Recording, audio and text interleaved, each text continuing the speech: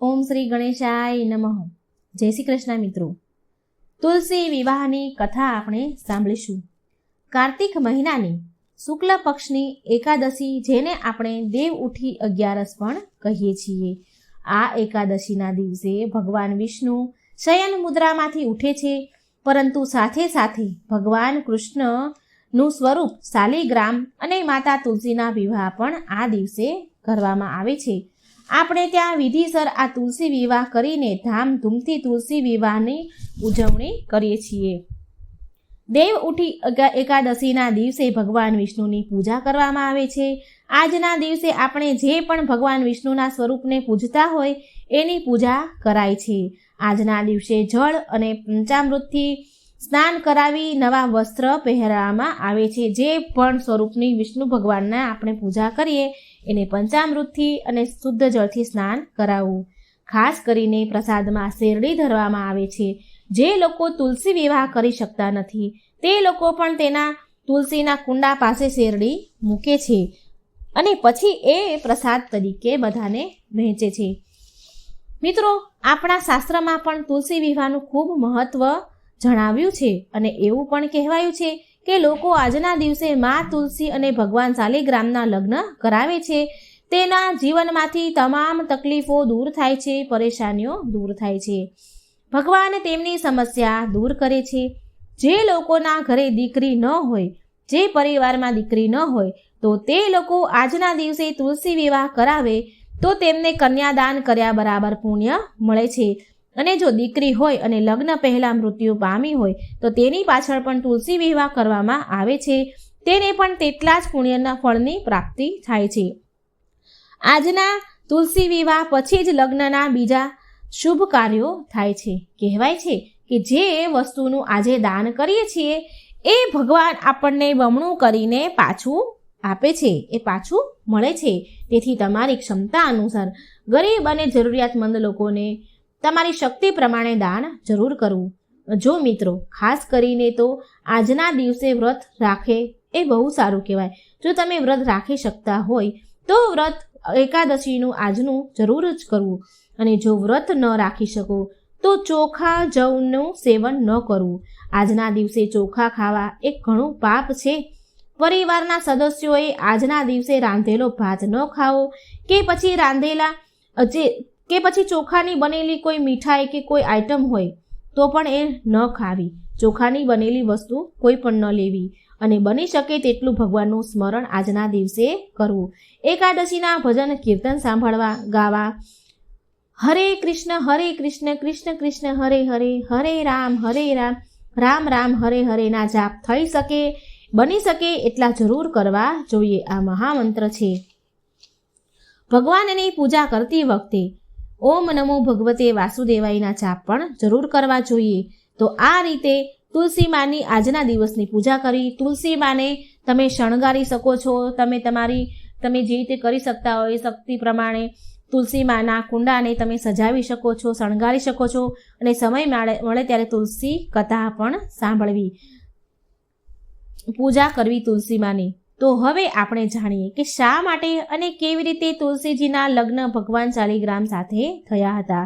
તો મિત્રો, આ પવિત્ર કથા ધ્યાનથી, હૃદયથી સાંભળજો. પૌરાણિક કથા મુજબ કહેવાયું છે કે ઇન્દ્રના અભિમાનવાળા ગેરવર્તનથી કોપાયમાન થયેલા શિવજીએ ત્રીજું નેત્ર ખોલ્યું હતું, પરંતુ ઇન્દ્રએ બૃહસ્પતિ દેવની સ્તુતિ કરી એટલે એ બચી ગયા હતા. પરંતુ શિવજીના ત્રીજા નેત્રમાંથી એ નેત્ર ખુલ્યું એટલે એની ઉર્જામાંથી પ્રગટ થયા, એના ક્ષારમાંથી જલંધર નામનો એક બાળક ઉત્પન્ન થયો અને તેનો જન્મ ક્ષીરસાગરમાં થયો અને તે મોટો થતાં વૃંદા નામની કન્યા સાથે તેના વિવાહ થયા. વૃંદા અત્યંત પતિવ્રતા સ્ત્રી હતી. વૃંદાના પતિવ્રતા હોવાના કારણે જલંધર યુદ્ધમાં વિજય મેળવતો ગયો અને ચારેય બાજુ તેનો ત્રાસ વધતો ગયો, ત્રાસ ફેલાતો ગયો. ત્રણેય લોકમાં જલંધરનો ત્રાસ વધી ગયો.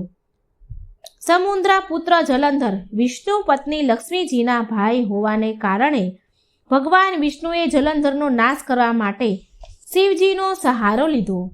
પરંતુ પતિવ્રતા વૃંદાના પ્રભાવના કારણે જલંધરનો વાળ પણ વાંકો થતો નહીં.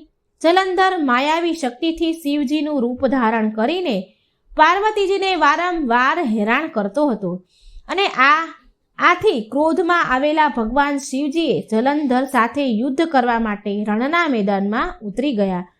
પરંતુ એમ જલંધરને જીતવો કંઈ સહેલો ન હતો. માટે ભગવાન શંકરે ભગવાન વિષ્ણુની મદદ માંગી અને ભોળાનાથ શિવજીના સલાહ સૂચનથી જ્યારે જલંધર રણ મેદાનમાં ભગવાન શિવ સાથે યુદ્ધ કરવામાં વ્યસ્ત હતા ત્યારે વિષ્ણુ ભગવાને જલંધરનું સ્વરૂપ લીધું અને વૃંદા સાથે રહેવા લાગ્યા. અને આમ કપટથી વૃંદાનું પતિવ્રત ખંડિત થયું અને પતિવ્રતા ધર્મ ખંડિત થયો અને વૃંદાના સતીત્વનું ખંડન થતાં જ જલંધરનું રણ મેદાનમાં મૃત્યુ થયું. પરંતુ જ્યારે વૃંદાને ખબર પડી કે તેનું પતિવ્રત ધર્મ ખંડન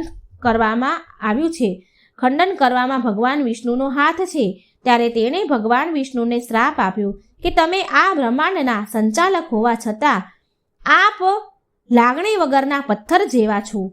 આપના આ કાળા કર્મને કારણે આપ કાળા પથ્થરમાં ફેરવાઈ જાઓ અને તમે અવિચારી વાનર જેવું કાર્ય કર્યું છે. આથી હું તમને શ્રાપ આપું છું કે તમારી પત્નીને પીડામાંથી બચાવવા માટે તમારે પણ વાનરની મદદ લેવી પડશે. અને તેથી જ મિત્રો ભગવાન રામને માતા સીતાને લંકાની રાવણમાંથી મુક્ત કરવા માટે વાનરોની સહાય લેવી પડી હતી. અને આટલું કહી વૃંદા પોતાના પતિ પાછળ સતી થઈ ગયા. અને વેદોમાં એવી કથા છે કે વૃંદાના શ્રાપની સામે ભગવાન વિષ્ણુએ કહ્યું કે પતિવ્રત ધર્મમાં પતિને કુકર્મમાંથી બચાવવો એ પણ આવી જાય છે.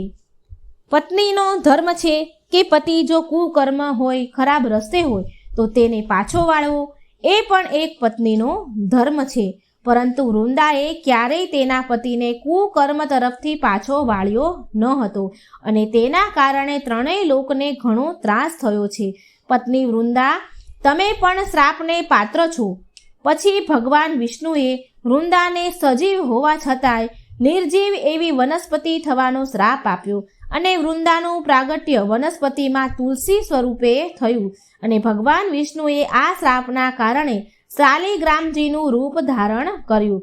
કૃષ્ણ અવતારમાં વિષ્ણુ ભગવાને તુલસી સાથે ભાવાત્મક વિવાહ કર્યા. તેથી આ ઉત્સવ દરમિયાન શાલિગ્રામજીને પંચામૃતથી સ્નાન કરાવવામાં આવે છે.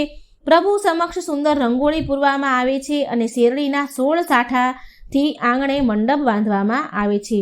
તુલસી વિવાહના ગીતો ગવાય છે. નવવધૂના 16 શણગારથી તુલસીજીને શણગારવામાં આવે છે અને માં તુલસીજીને લાલ કે લીલા રંગની ચૂંદડી ઓઢાડવામાં આવે છે.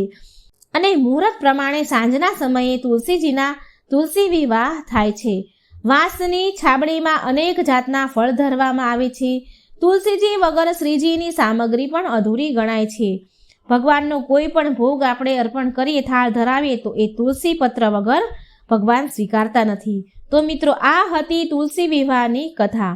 બોલો વિષ્ણુ ભગવાનની જય, બોલો માં તુલસીની જય.